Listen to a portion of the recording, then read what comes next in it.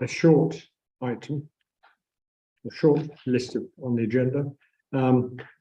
First is evaluate participation in Great Big Green Week, and I suggest linking to that the reactions arising from Great Big Green Week.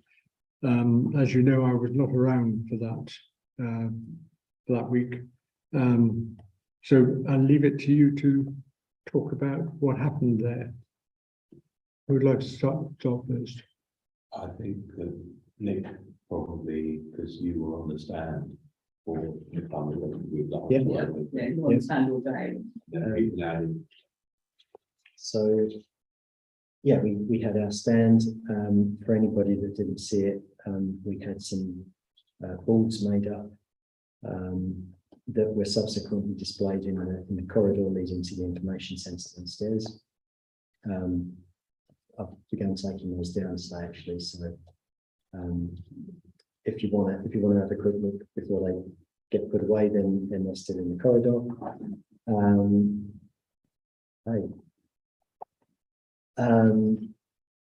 Yeah, it went to plan.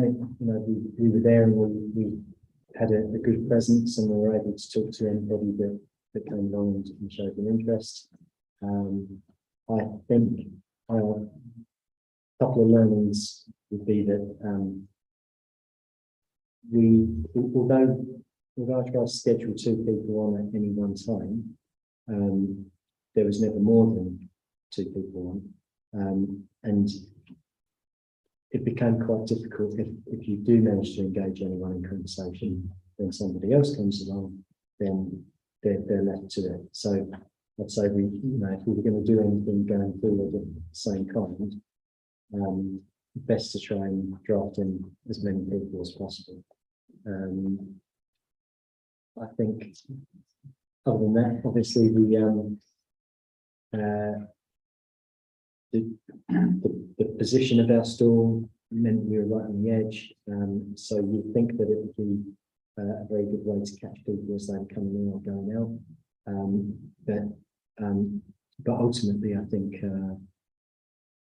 we were not inundated with people to talk to, and I think we would just have to ever think about how we might improve that compared to some of the other stalls.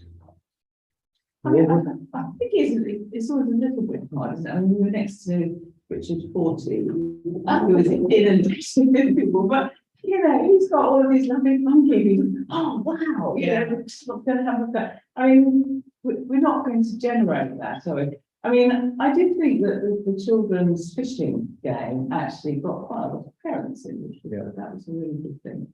That definitely was fun. What were the main topics that were asked? Is that possible to identify that, or is it just what's very wide? What was your feeling about that? What were the main topics? Well, I mean, well, people didn't ask, when I was there, people didn't ask a huge number of questions. They were interested in looking at the boards, looking to see what we've done. I suppose and I thought the boards were very good, by the way, they were very professionally produced, I thought. But I suppose it's because we weren't upfront offering them something. So, I mean, in comparison with, say, the tow patrol, that's opposite, people say, oh, wow, can we get involved in the tow patrol? And what's the tow patrol and so on? We're not sort of offering them anything. It's we're giving information, actually, in a bit of a passive way. And there's nothing wrong with that, because they need to know that what the town council is doing, and the town council has signed up to the whole thing. But we're not asking anything of them, really. We're sort of more giving information to them, I guess. That was my feeling. Any other comments? What was the kind of takeaway kind of ask or something as people were coming up and asking stuff? I suppose it was like a bit what you were saying. Was there anything you were saying here what you can do differently, or come and find out about we get the standard or? So we produced those boards. Yes. The final one kind of was themes about what you can do to help or how you can get involved and that kind of thing, and whether that was get involved in a work party or apply for a grant you know, it was those kind of things. So it was trying to lead the conversation onto the subject, you know, the topics covered in that book. Okay. But yeah, not always easy. I think the other reflection was, and I'm sorry if I missed the emails, but I would have loved to have seen what we were doing before the event. So I was away for that weekend, so I wasn't able to come and participate. But I was surprised that I didn't get any email about here's what we're doing at the Great Big Green Week Fair as a CDG member. But maybe I just missed the email. Maybe I just didn't see it, and I'm really sorry for that. Well, I think one of your comments was that you expected us to do a lot more than preparation work, so I think we should probably, I don't know whether we talk about that an hour later, but didn't you say you two spent days making the boards, but it is really assumed that us as a group would be much more involved, so I do think we need to discuss what went wrong there. When we, Is that your feeling? No, I mean, ultimately, it all had to get done. We talked about in the meetings, I think we sort of, I didn't print these out for the purpose of this conversation. But these are the minutes from our previous meetings, and there was a lot of talk of doing it a bit more sort of collaboratively, I think. So if we were to do it again in the future, then it would be good to kind of get that all working together in a better way. And I recognise the more you add collaboration, the longer things get to take to happen. I think I was just after, oh, it'd be nice to see what it is, you know, not that they want to have a lot of input, but just here's what we're sharing at the Green Fair. Yeah. Like final images of the, and they're, you know, and that's why you know, I have no idea what you did, but it looks, and it really did look amazing. So yeah, Did it? big, well. No, sorry, the PDFs I'm saying any at all. that I was sent. Over, they looked great, Very professional, but they were very good. brilliant. I think I would love to. I think it was probably time constraint in the end. yeah, Very pushed for time, Yeah. get it to the designer and to frame the design and what was, the final details that, we should have sent it out. This is specifically talking about the council stand in Great Big Green Week. Yeah. In terms of actions, let's broaden it and talk about other things that might have happened in Great Big Green Week. I've got one particular comment, but before I raise that, let's see if you have any comments. Can you understand? Wouldn't you? I was talking to a lot of people, it's probably not about understand. Well, they get took it as an opportunity.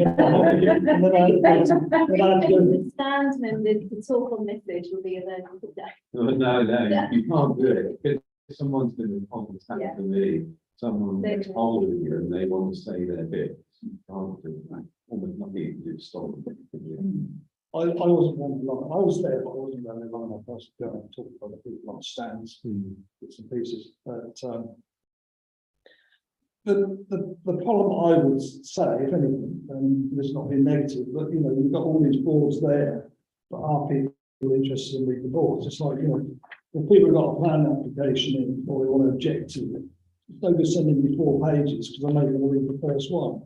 So, you know, I was more interested in getting the duck out of the pond, actually, and see what we get of that. Yeah. So you've probably got more kids coming on, I would have thought, you know, playing kids and giving them a sweet. It's just a question, were their families, were their mum and dads interested in what you were providing? What you did was great, you know, there's no problem what you did, you know, telling all the stories, and there is a large amount of stories to tell. But you know, it's the interest of people, isn't it, at the end of the day. In terms of your comments, bear in mind this is live and being recorded, so the fact that you only read the first page of any 4-page document is probably noteworthy. And equally, the fact you're more interested in getting the duck out of the pond is equally noteworthy. I think what Ken is saying is that it's And experience somebody saying, of what other people do. yeah, And very few people really are just like when you do Google search, you don't look beyond the first page, you look on the next. can I ask a question? Did you have any leaflets or any documents to hand out? There won't be any leaflets to give away now. Okay. I mean, sorry. Yeah, I was saying afternoon for about 2 hours. I thought the level of engagement of people was generally low, but I think that was probably to do with the fact that there were a lot of stalls which might have offered a little bit more excitement. Yeah. And I think we were there just to provide a sort of, what's the right word?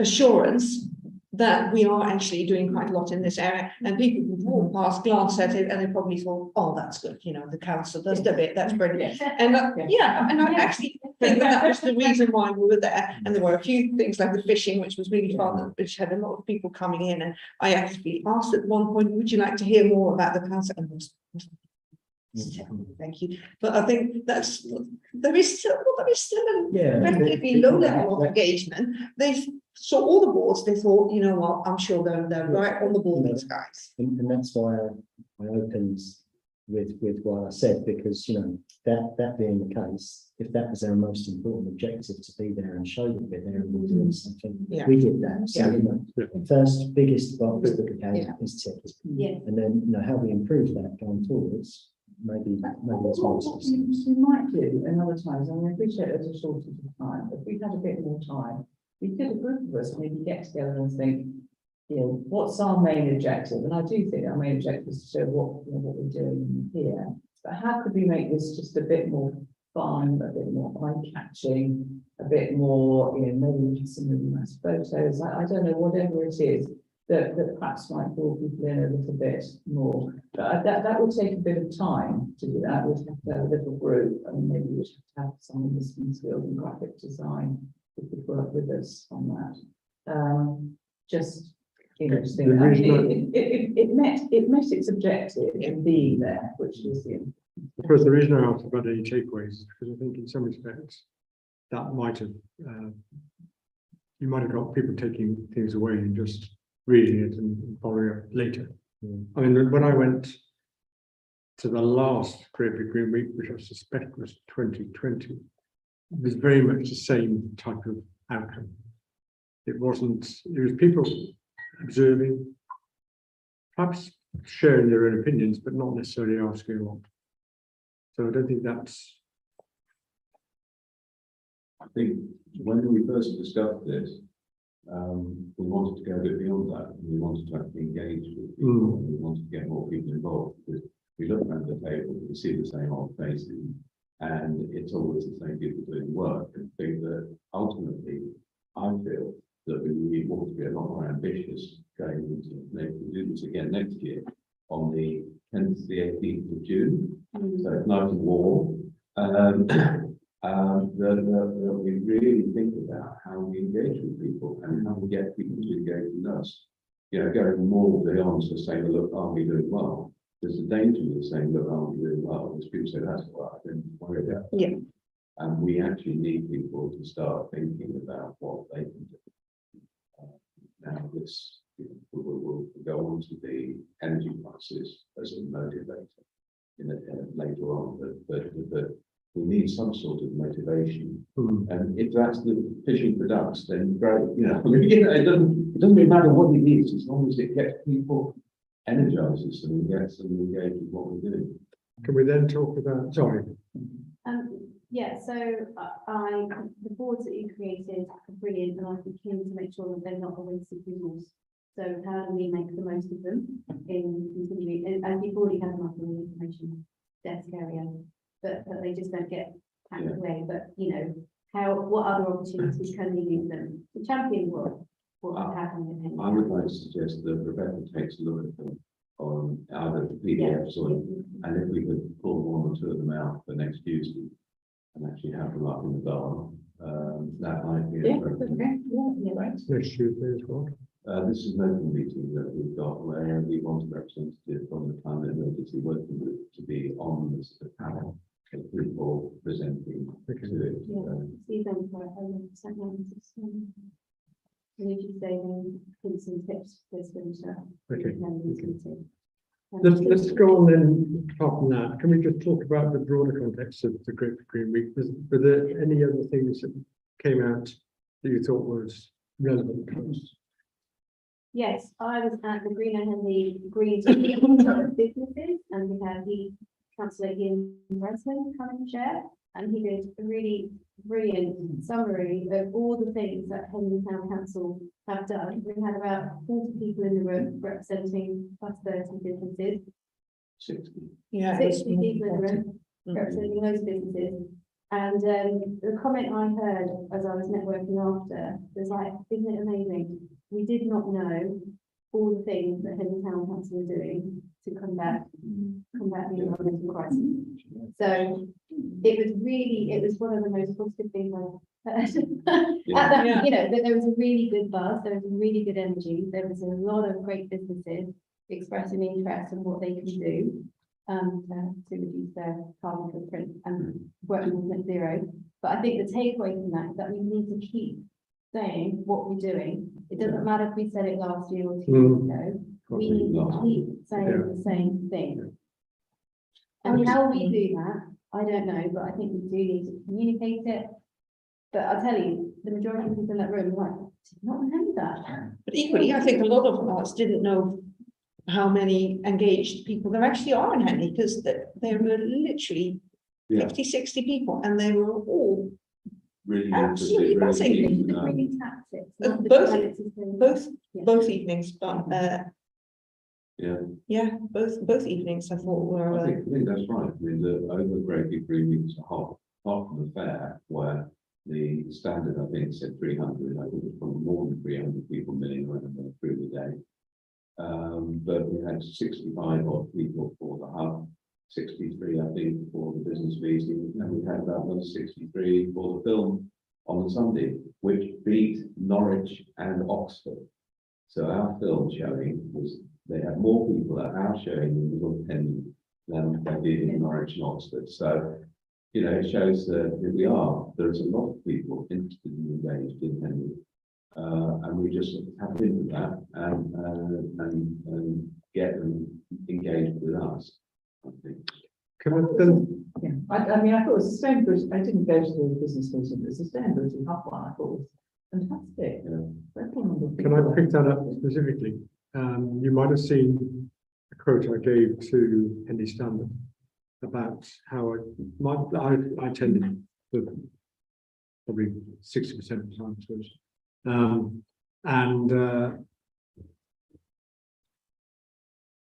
In terms of communicating to people, I would say the council is rubbish at it. I don't think you've got the facilities to have a in-depth discussion with someone. You haven't got the people to have an in-depth discussion with someone. But what had occurred to me was that the sustainability hub, assuming it gets up and running, could be a very useful partner that would provide, we could provide information about what people could do, would provide information about what contractors they might use, and we could provide information about what grants may be available. And the sustainability hub in that respect would be a far better deliverer of that information than would be the council. And that's, I'm not being critical of the council, but I'm actually saying you're not set up for that type of thing. I would put it as quite clever. I think the council can be a really good provider of information through the hub. What it is at the moment, I don't think it's worth sending out emails, and the limited number of press releases in the Standard and the Herald to indicate that the machine for the town council isn't working very well. Now, I may be wrong, maybe I look in the wrong place, but I think that the hub would be a really good supplement to that. Yeah. It would be an excellent conduit. But it's the town council providing the information. I think that's important. The town council and we can No, provide yes, that we as part information. of the town council. But what I'm really saying is I don't think, first of all, I think if someone went to town council and asked a question about what can I do about air source heat pumps? They might be reluctant, Yeah. just because they're not certain what other messages the town council might give. And equally, if you look at how it is set up, you haven't got the number of people, you haven't got facilities. So therefore we would need something, and actually having the hub could be a very useful partner, which has got a clearly set of objectives, but hasn't got any of these stigma, if that's the right word, that might be associated with talking to the council about it. So that was my impression of the hub. I don't think I think you paint a very black picture, but I think you're right in one respect, that people are reluctant to approach the town council. I don't think it's stigma, I think it's just they're reluctant. And they'll come and approach the town council if there's something going wrong. They just don't, I think part of it is people don't realise that climate is going wrong, they don't want to. And so we've got a bit of an upward struggle there. But having a hub is something people can drop into, and that is, you're right, I mean, it's like having a cafe, it's new ground. And someone will, just as long as Ken doesn't put his head in, because everyone will be on the planning stuff. So it seems to me that out of this discussion, we have two objectives in terms of actions arising. One is, how do we work more closely with those businesses that came along and actually don't just treat it as being a communication, but actually talk about participation. And secondly, we should think about how we might work with the proposed Henley Sustainability Hub and actually work in partnership with each body having different types of responsibilities. Does that make sense? Yeah, can I suggest a short term aim, which is to work with people like the New Business Partnership. I know that there is a council representative on the New Business Partnership, but he is not really, doesn't espouse our sort of ideas, and certainly what the panel that we will include. Could you just write it down? Yeah. I don't need to write it down, hence my room. But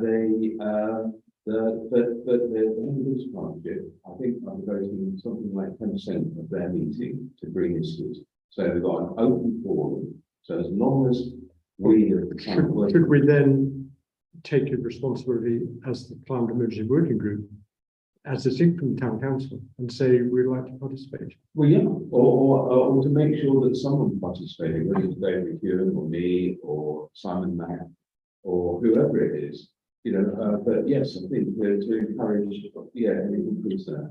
Yeah, I think it would be important for someone different to go. Yeah. It's partnership, because I think you're going to. Yes, too And I many. wonder if there was somebody who, when, you know, you're at Henley Business Partnership and you're part of the team that talked about the green corner, I think, talked about it. It's like, oh yes, that's somebody from the EWG. I mean, that's very much the reason why it's great that that can come to the open meeting, because it's someone, it's not me pretending to be, Yeah, no. Tony, can I just ask you a question? Of course. Have you ever spoken to the communications officer downstairs? Yeah. And We often, have you passed any information on to? yes, we have, but it doesn't necessarily. We use the, for example, for Solar Streets, we use the communications officer in that respect. I think it's quite interesting that I suspect there's an awful lot of communication to be done, but sometimes this topic is not high on the agenda for the town council. And in that respect, the phrase I use when I was at the Sustainability Hub, which is that climate change is not a sexy topic.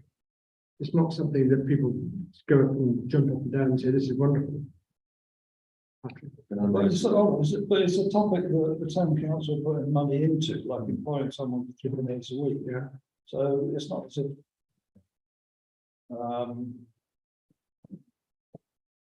Go on, you speak first, Catherine, before I say the wrong. I think, you know, we need to be feeding the comms manager regular items if we want if we want stuff publicised, then Yeah. we have to be coming up with Can you something. remind me of her emails? I did email communications there, but I didn't get any reply actually. So communications@henrytown.council.gov.uk. And to be fair, I think we had the commitment as part of the, what did we call it, the change to our terms of reference.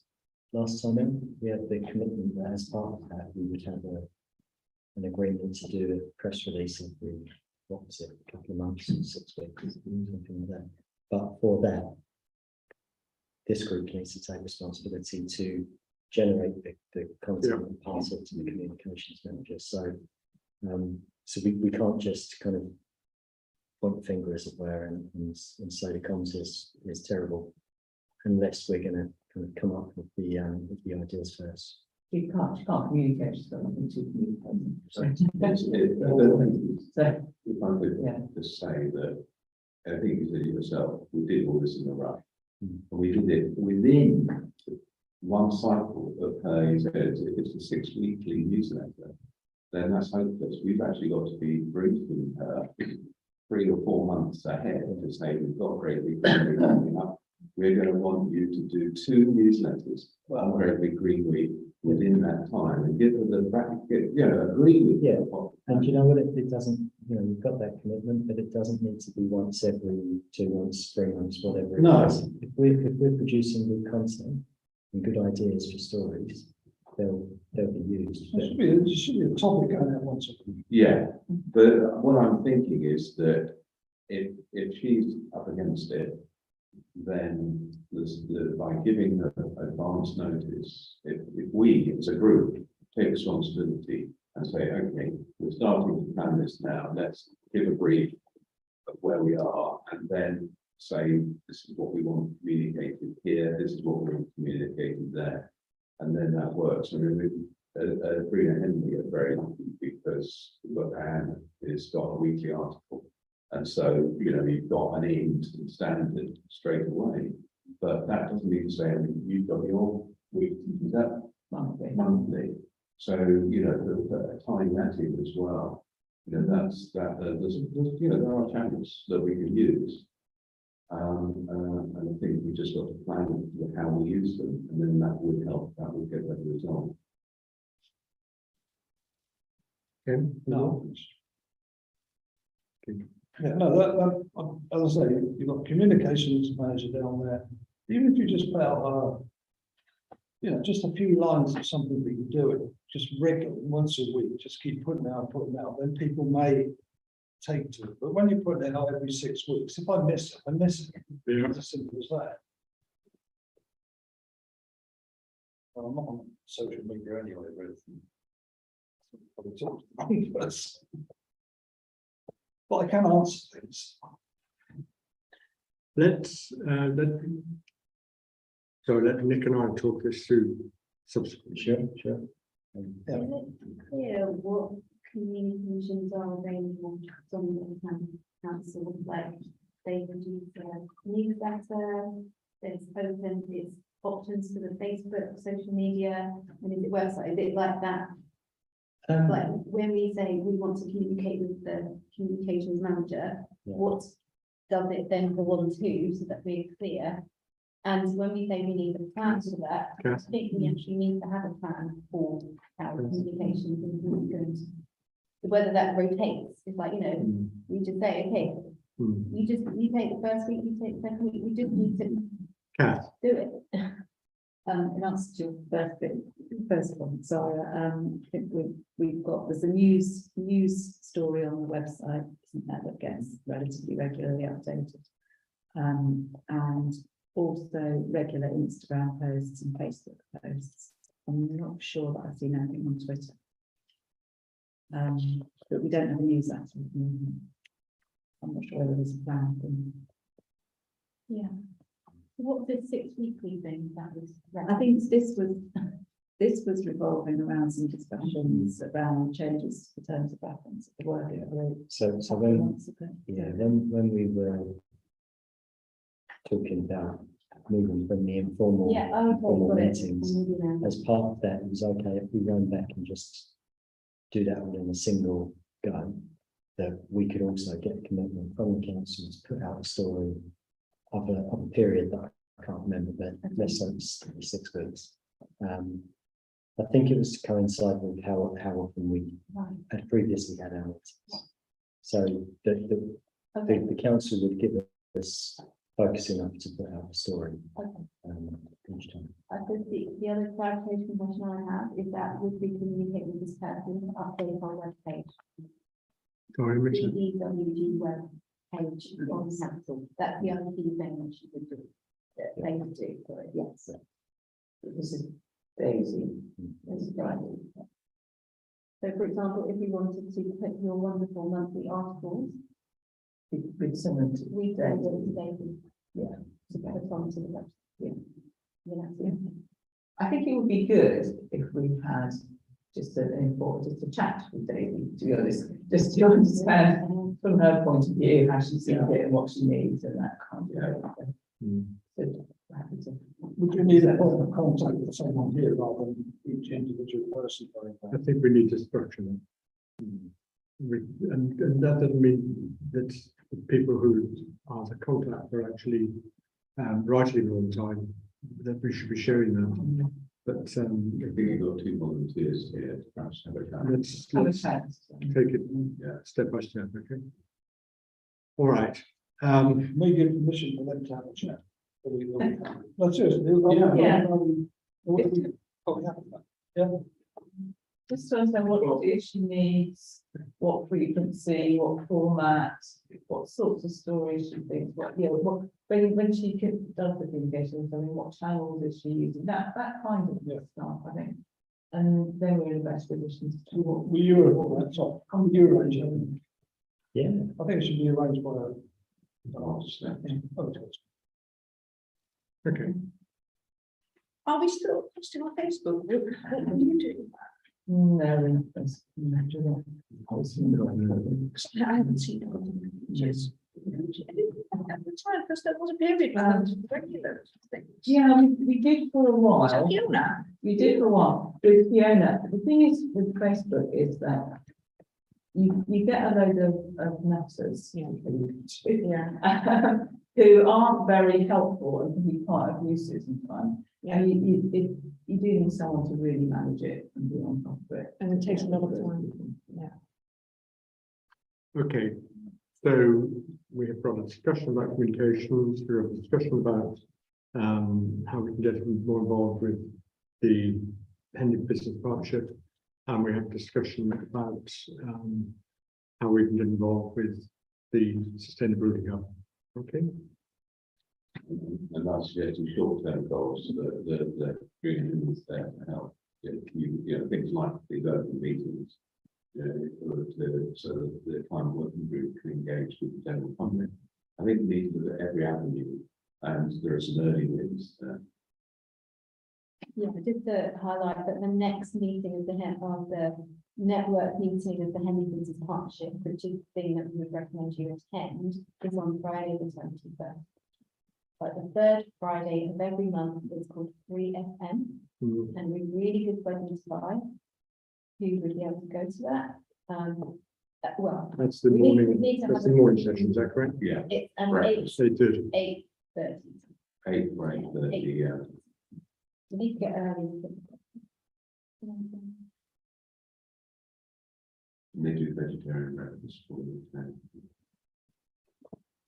Right, let's move on to the next item on the agenda, if that's all right. What's that, vegetarian breakfast?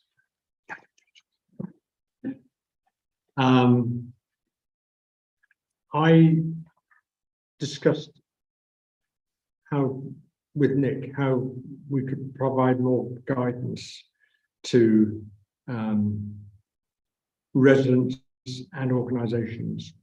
And you've had 2 documents or 2 sets of communications from me.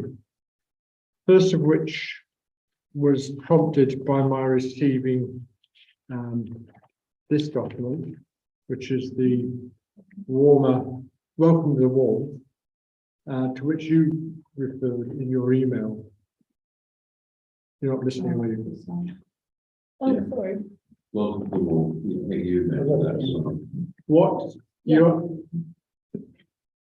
what it says, if you read it. Yeah. Is that there are eligibility criteria. Mhm.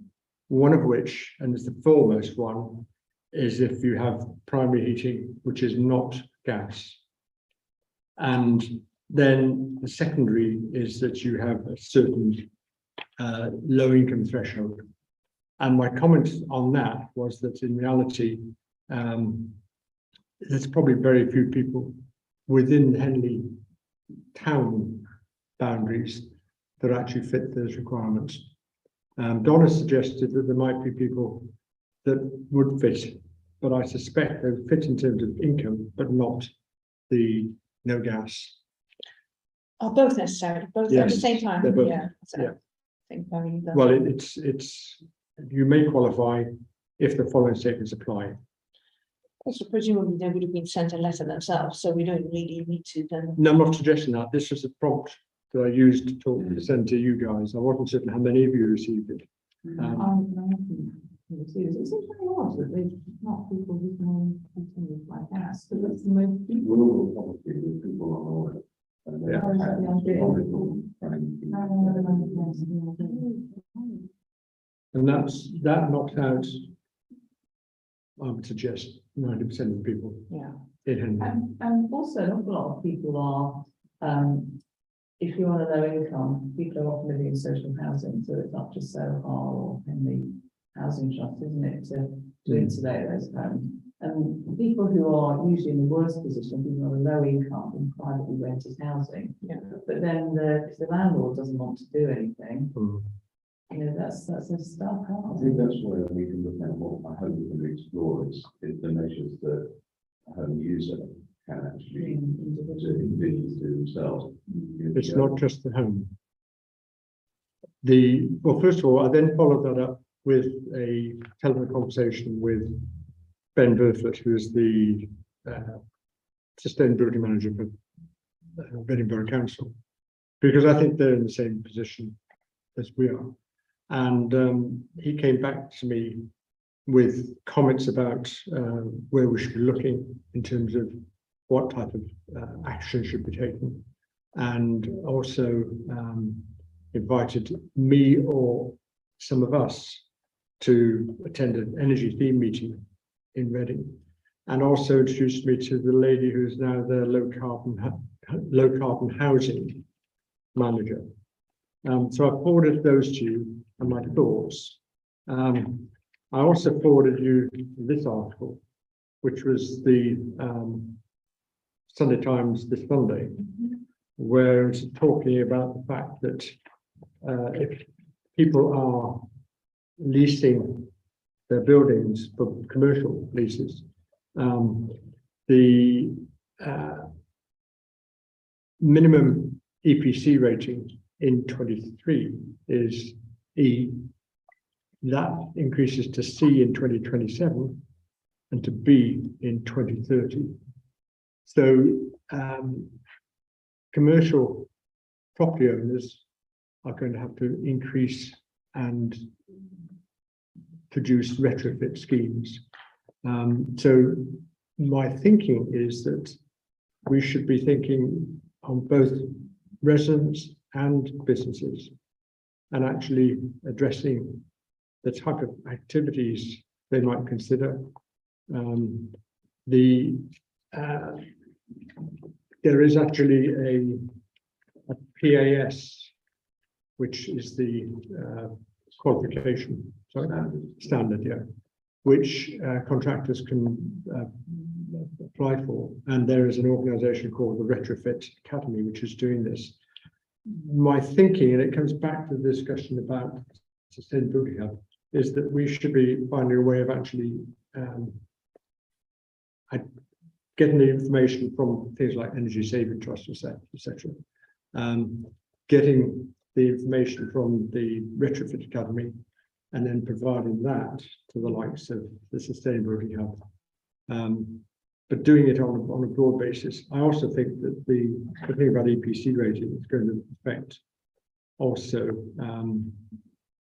domestic landlords. I think that's increasing as well. So the whole area we've got is that if we're not careful, and assuming the government doesn't fall back on this and withdraw it, So early stages.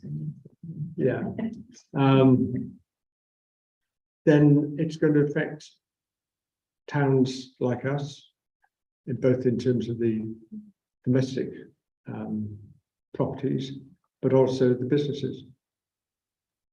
I think we could play a very worthwhile part in doing that, actually, because there are a lot of government initiatives. I mean, I was saying, in the growth plan, I don't know how long this growth plan is going to last for currently, but there is a paragraph that says that they're allocating 1.4 billion in insulation, not just for low income households, but also for organisations and hospitals and things like that. Where you've got virtually no publicity. I know, but it actually amounts, as you know, to £1,100 per household. Yeah, well, actually, well, we'll talk about it. But the thing is, though, that that kind of thing, you can see that as a government policy paper, but then you say, well, how does this actually come down to the point where I can apply for it? For example, is that the funding behind this sustainable warmth? I don't know. Well, I think we need to talk. But, that this kind of thing would be a really useful thing, so that we could say, do you own a business? Yeah, here's some money. Are you a householder? Here's some money. Yeah. Are you a householder? I think that would be a really useful thing for us to do. What are other people's views? So, I'm going to be really clear about this and say that unfortunately, the reverse results of these things, and what will happen in Henley is that it'll push more commercial landlords to pull their buildings down and build flats. I'm sorry, but why convert something from EPC E to C when you can pull it down and build high-load flats with the correct EPC rating? And I think that's. You may be right, but actually then that would affect the whole Henley. It will replace the private landlords who can't be bothered to convert their houses for private rent, and they will go back into private ownership. I think your private occupancy, because it's just so expensive. You're talking about, we looked at it, it's about 35,000 a house, isn't it? 40,000 a house for a 4-bedroom house to convert, to get it that sort of improvement, and it's just not worth it. Not for an Edwardian house or a Victorian house. It's just It's not going to rent it out because you don't get that. You don't get money back, no. Yeah, if someone wants a private house on the Bridge Road or some Marks or some Andrews, then converting back from rented to private occupancy is worthwhile, because then you've got the money in the conversion to put it back in and get the EPC revenue. But otherwise, I can't see it happening. Yes, they will occupy the flats where Newtown estate will become Newtown Gardens or whatever, and it will all be kind of rented flats and things like that. Well, does that mean Never a truer word has been spoken. Yeah, I've seen the plans for it. yeah, it's sad. well, does that mean we shouldn't do anything? No, it means that we need to be thinking strategically.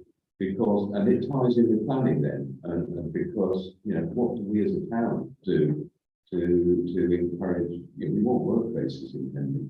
We want to have, these, so how do we end up with energy efficient workplaces? And they probably are new, and so it needs working with developers to produce workspaces that will meet these new criteria. The point I think about that is that it's too slow. And what I'm really saying is, should we actually be active in providing information to The residents? private landlords or the commercial landlords know this already. They've got this map already in front of them. They'll be making business decisions about their premises now, and they'll be making decisions for 5 years' time. So the next neighbourhood plan, they will be banging the door saying, we want, conversion. So we just sit back and. No, I'm not saying that. I'm saying go forward knowing that you've got to understand the audience you're talking to, because with any of these things that you're talking to the landlords, not to the occupiers. And it's a limited amount that the occupiers can do, and I think we ought to absolutely go against to get them. You know, I think probably you'll find that they may be able to convert from gas boilers to heat pumps. Yeah. I don't know, there's things they may be able to do that we could push on that. But longer term, there's macro scale changes that are happening, and Ken's facing them all the time. My problem is that I don't think that people are, and it comes back to the comment you made about the Great Green Week and the stand there. I don't think people are actually understanding it or taking the actions. No. And I think what my own view is that we should be trying to help them understand it as to what actions they should take, and then identify which ones they should go for. I mean, my understanding for landlords is that you can stay at the same EPC rating until you get a tenant in, Yeah. whether you're residential Yeah. or commercial. And you can't re-rent it out until it's at the right. That's right. Is that correct? So therefore, that would mean if you are not at the right EPC rating, that acts as a block against you ever renting it out again. So either you turn it into that sort of, if you don't get change of use permission, you would be forced to upgrade your premises, whatever they are. The planning's been changed so that it's very easy to get change of use, much easier than it was. That was what Generic managed to do before he got to that. I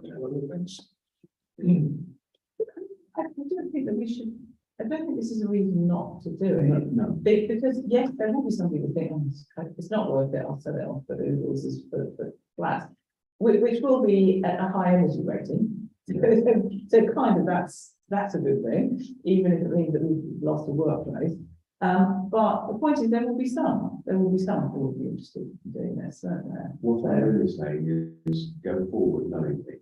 And if we've got a good overall picture of it, and we've got an understanding of what's happening in the sort of macro world and the planning and building development, then we can then help people. If we go blundering in there without doing that study and getting that background, then we could be misleading people, into perhaps spending money on things which actually, in the end, will just be wasted.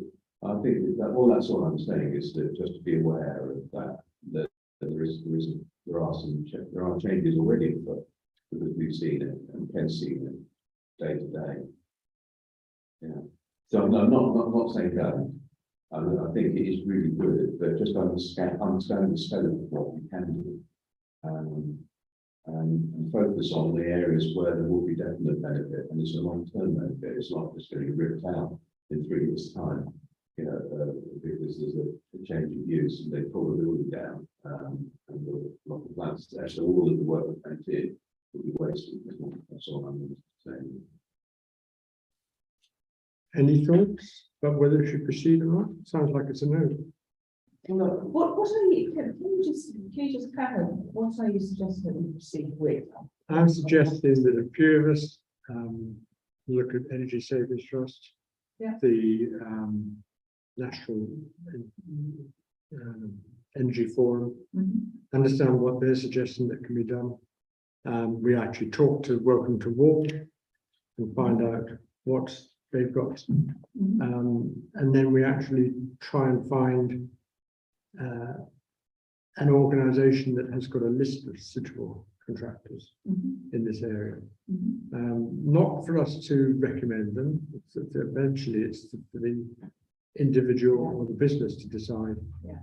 But actually to go from, we have a climate change issue, and to help people understand what they can do about it and where they can go to get some actions. I don't see any reason why we wouldn't do that. I mean, that's because it refers to everyone, doesn't it? It refers to domestic people, it refers to organisations like the college, for example, I can say that. Yeah.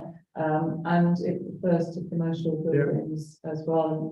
Take the point about, for the individual landlord, it might be worthwhile just knocking the place down, so not houses. But I don't see any reason why we wouldn't do that. It just seems like an obvious thing. It's just making the path easier. Yeah. Isn't it? I think if you can offer people something, almost nothing, they will take it. An example is in fiberglass, about 5 years ago, they were selling off about £1 a rock. You know, I just couldn't get enough of it. Like, I was putting fiberglass everywhere. You know, just anybody's really fun was going to fiberglass. So it did succeed in doing something, you know, in those days. And there must be lots of stuff in here then, what you're saying, where you can offer something, but it's like, you know, if you're asking me to fiberglass my roof and it's going to cost me £1,000, I'm probably not going to do it. But if you can offer that for £100, I'm the man. So, you know, if the government are going to offer this money and it is available for that, there are obviously still properties out there that obviously need, you know, I'm just saying fiberglass as an example, either cavity fill or whatever. On the housing trust, we've done just as much as we can do on insulation. So is there anyone that would like to participate? I'll be happy to take a role. Yeah. Yeah. Okay. Yeah. I mean, I don't mind anything wrong with it. It Well, might be enough you can afford it. I'm happy to take a step. And who would like to go meet the Reading lady, the low carbon housing? Yeah. Yeah. Okay. Oh, I would say also on Friday, Draftbusters in Reading are having an information evening. Tony is trying to kind of franchise it out. So I'll try and go along just to let you know. And If anyone else wants to come, I'm always open to anybody. the other point that Ben mentioned, I've known Tony Cowling for 40 years, but he does run Draftbusters in Reading, and he'd be quite willing to work with us and look at something.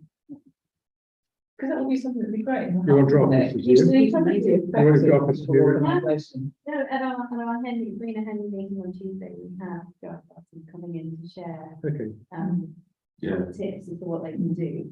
So we recognise that for energy saving. They play music as well. Yeah, that's really cool. Yes. So, Okay. yeah, it's really great. I think Yeah, what totally. we can do, I mean, I think one of the, going back to the previous conversation, I'm just wondering about the delivery. So, you know, so I'm interested to know your article last week or whatever it was, you directly pointed people to Nick to apply for grants. I'm just wondering is that an effective communication tool? Like we write about it, we say here's some pot of money that you can apply to help your, you know, looking at learning. Has that led to anyone emailing Nick? You know, My guess is probably not. of what we try. It's not, it's the Henry Standard article raised awareness. They're not enough on their own. That's absolutely clear. You need to be far more direct than that, I think. The convention service, we need 5 contacts, and that one as well, 5, in order to make sense. So in order to persuade someone to act, you need to actually contact them 5 times, and ideally in different ways. So it could be Great Big Green Week, and then it comes back to an article standard, and then we have an open meeting, or something put out on Facebook by the Town Council, and then finally, when you've got through all your 5, you might persuade them to action, and it takes that much. People are very, what's the word for it? They're very lucky. So as I say, with the project that you just described, I think it's important to outline what are the things that we want to deliver. Like, is it an article? Is it we have an open meeting linked with it? Do you put on a public meeting to say to people, Possible. come and talk Let to me us about take it with X, Y, Z? Claudia and Liz and Rebecca and just So work it out. If I think when we did Solar Street, when we got, sadly, just before lockdown, got over 70 people, didn't we? but then that was leafleting the doors, Facebook campaign. The kind of posters in the car park, Henry Standard articles, there must be. Yeah. It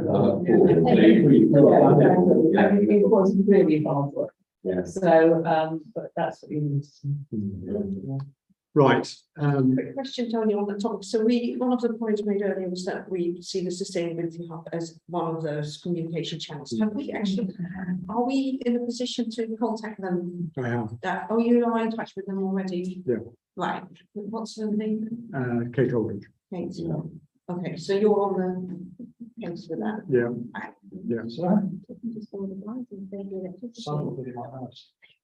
And I go, well, Any other business before we close the meeting, the public meeting? Practical help to residents?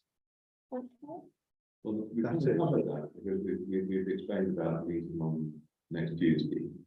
And we're going to take you up on your list. We'll use your list. Yeah, because I thought we were talking mainly about grants and that, more retrofitty kind of things, whereas my point was that we need to educate people on what they can do today. Yes, you can do things you can do today or nothing. Yeah, Yeah, I think it's, that's That's fine.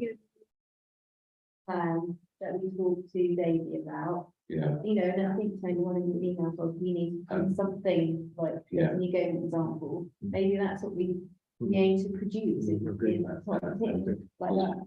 one other aspect of it, which is really important, which is to find local practice, where to do the people they can trust, because if they know it's a local address, just not a 078 number, Yeah. whatever. It's actually someone that lives at Gatesborough or whatever, then I think there's much more likely to be done. It's not going to be just in Henley though, it'll come from a wider area. Not much. Can people afford local contractors? Well, it depends. I mean, there are local practice that quite reasonable. I personally think that is an absolute minefield. So, but, I don't think we should get involved in any of that, to be honest. And if they want work done, we should just refer them to the low carbon hub because they've done all the vetting. We shouldn't really be recommending anybody. No, agree. Agree. We should be identifying people from a list, like the PAS list. Or low carbon, or whatever. Let's find out what is available. Yeah, let's mull it over a bit, yeah.